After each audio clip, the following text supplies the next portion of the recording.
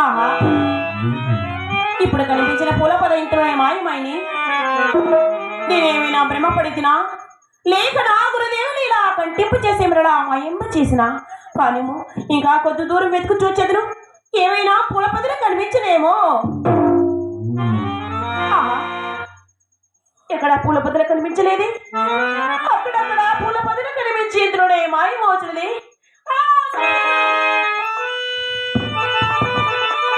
అయ్యో దైవమా, ఈ మార్గము ఎంత దృఢముగా ఉన్నది. కోటురాలి దాగి పడిన వేలు బద్దలై రక్తము చిమ్ముచున్నది. ఏమి చేదును? అయ్యో దైవమా, కోటురాలు దాగి పడిన వేలు బద్దలై రక్తము చిమ్ముచుండే.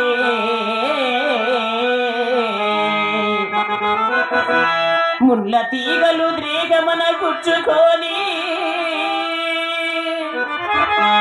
చిరుమంటల చేత మండుచుండే.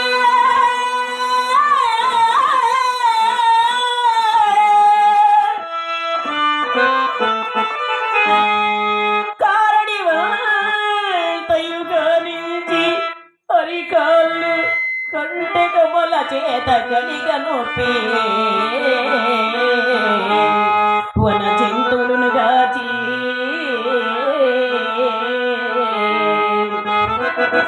వన జంతువులను గాచి పైముచే గుండె పక్కలై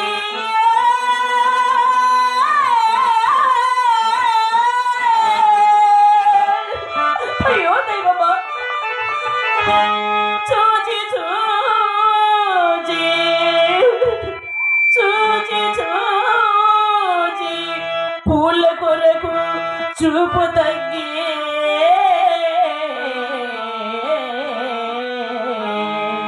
ఏమి చేదు దైవమా,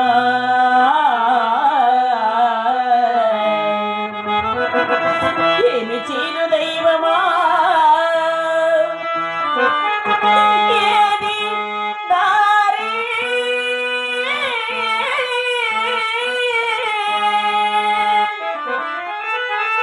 సత్య సద్గుణ సర్వభౌమ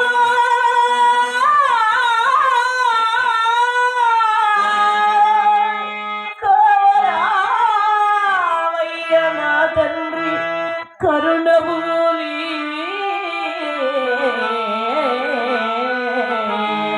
దైవమా దైవమా దైవమా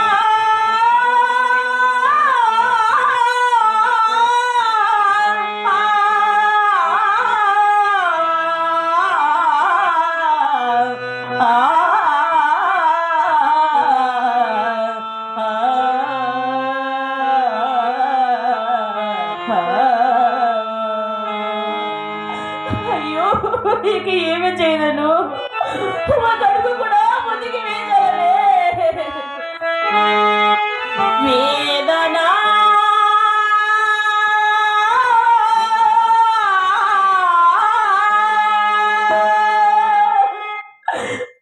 బాధలు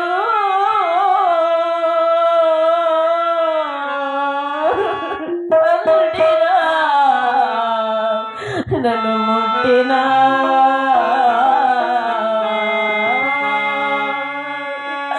నడవ జాలనే నేను కదల జాలనే, నడవ జాలనే నేను కదల జాలనే, నడవ జాలనే.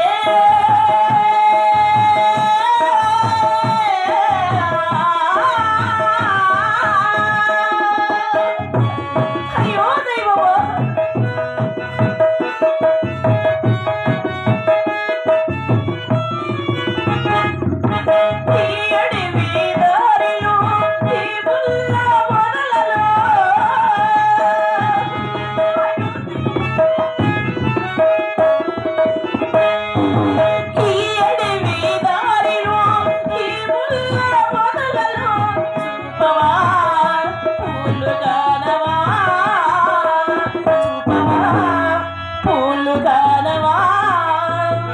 పూలు దొరికిన చెట్లు పని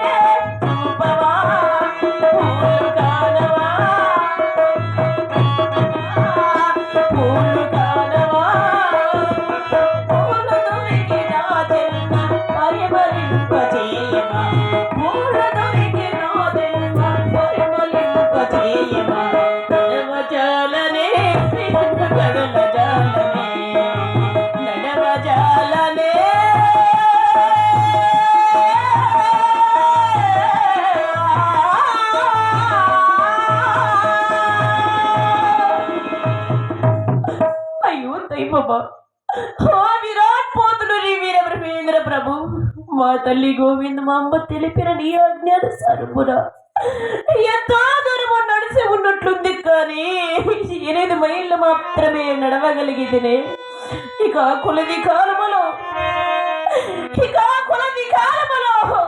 పనగారు పల్లి చేరేదెప్పుడు దేవదారి పుష్పముల కోసకొని కంది మలై పల్లి చేరేదెప్పుడు ఇదంతయు కాలమోడ జన్మమిక నిరర్థకము నిశ్చయోజనము నిర్పాక సిద్ధుడా పావను మగు గోమాతను భక్షించిన వంశమున జన్మించిన అదృష్ట వీరుడము నీకా పరిశోయోగము నీకా జీవన ముక్తి గురుదేవుని కోరిక తెచ్చలేరు నీవు బ్రతుకు కన్నా సజ్జుటే మేలు కదా బ్రతుకు కన్నా సజ్జుటే మేలు కదా